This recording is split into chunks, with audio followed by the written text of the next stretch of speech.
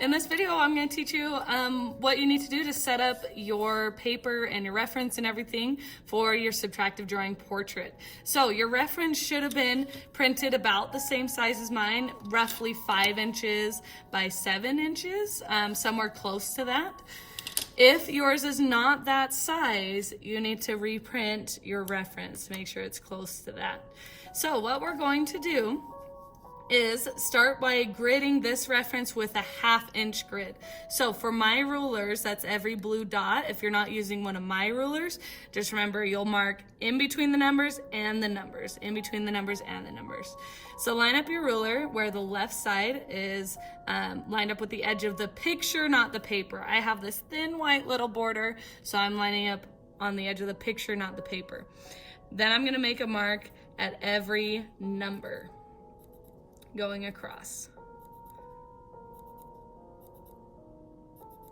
And in between every number. So I ended up with 1, 2, 3, 4, 5, 6, 7, 8, 9 marks that I make because the number 5 is like the edge of the picture anyways, so I'm not making a mark there.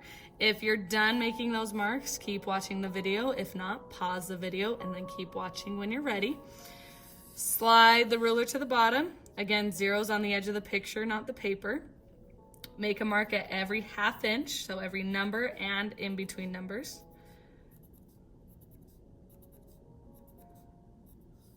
Okay. When you're done with that, all you need to do is connect your marks. Slide your pencil down. Hold that ruler in place, because if you start out with a messed up grid, your picture is going to be messed up no matter how close to the grid you are.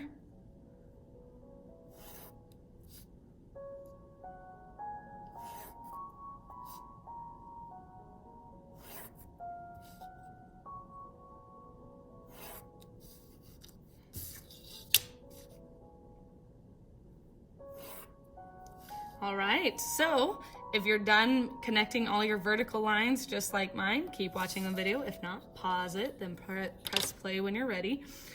Now what I'm doing is lining up my ruler to the right-hand side. 0 is on the top edge of my picture, not the paper.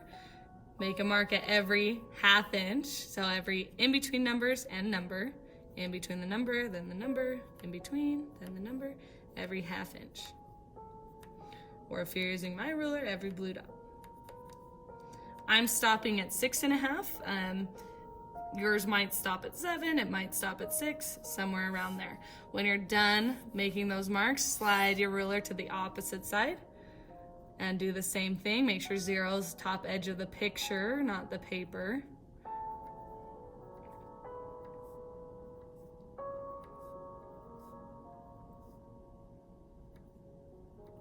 And when you're done, connect those marks. Remember, pause the video if you're ever getting behind so that you don't miss any information or you try to catch up and then end up doing something wrong.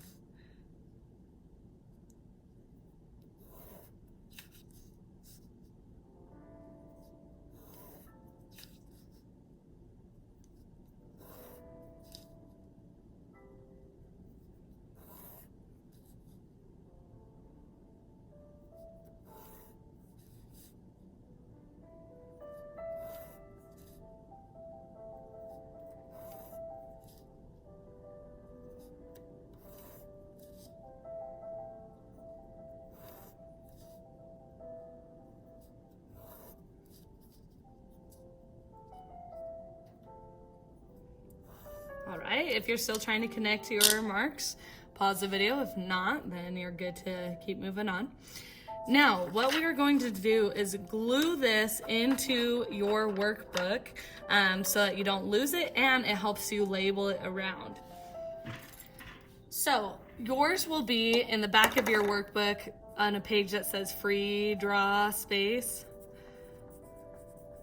I'm just using a scrap piece of paper since I don't want to use one of the workbooks just for this demonstration. So flip back to a free draw space, and anywhere that's free, you are going to make sure you get the corners of your picture with the glue stick, and then just do a few stripes in the middle. Put this in the middle of the page. Now, when you're done with that, you're going to label your reference. We do want to label on all sides because there are a lot of squares here, so we want to make sure we can stay on track. So I'm going to start across the top and do the alphabet. So this should be the short side of your picture.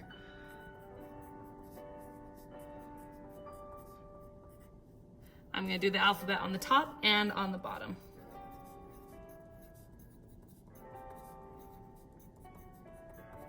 If you're done with that, keep watching the video. If not, pause it, then catch up. On the left side, I'm going to do numbers for every square.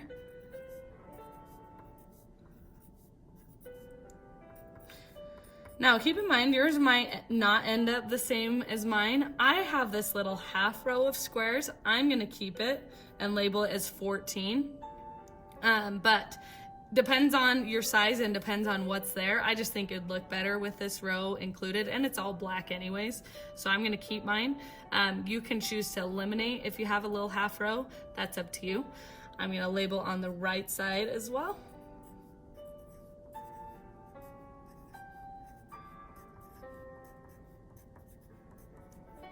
Okay.